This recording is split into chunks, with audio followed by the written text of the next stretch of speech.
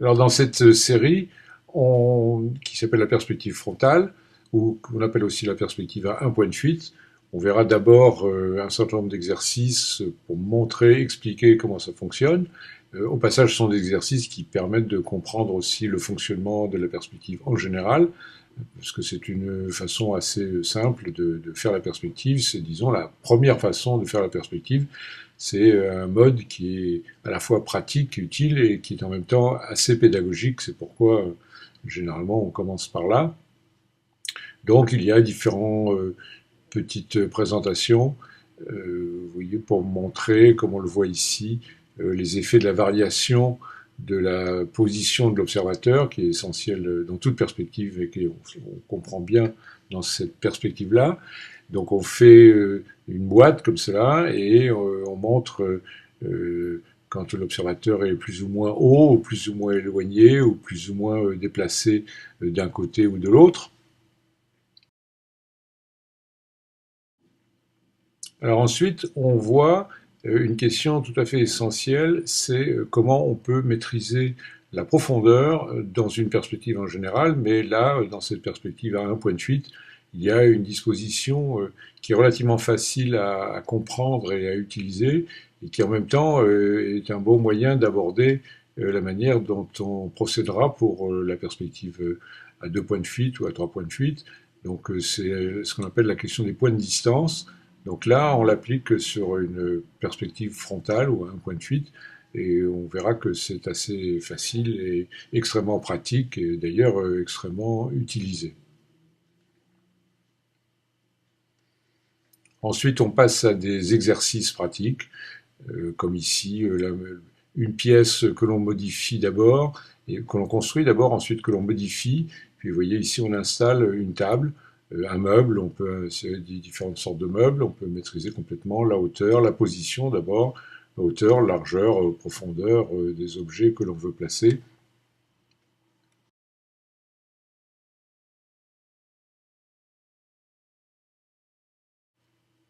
Et ensuite, d'autres exercices comme celui ici de la création d'un espace sur deux niveaux, avec une mezzanine, une charpente. On voit comment des profils ou des volumes un peu plus complexes que de simples volumes orthogonaux peuvent aussi se représenter, se dimensionner, se mesurer, et sur lesquels on peut régler toutes les profondeurs. On voit ici le dessin d'un escalier.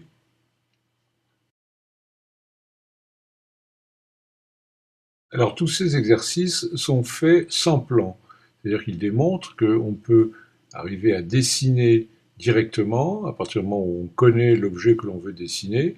Alors souvent on a un petit plan, on a quelques indications, mais on n'a pas besoin, si vous voulez, de poser le plan pour construire la perspective par-dessus ce que l'on fait dans la situation traditionnelle.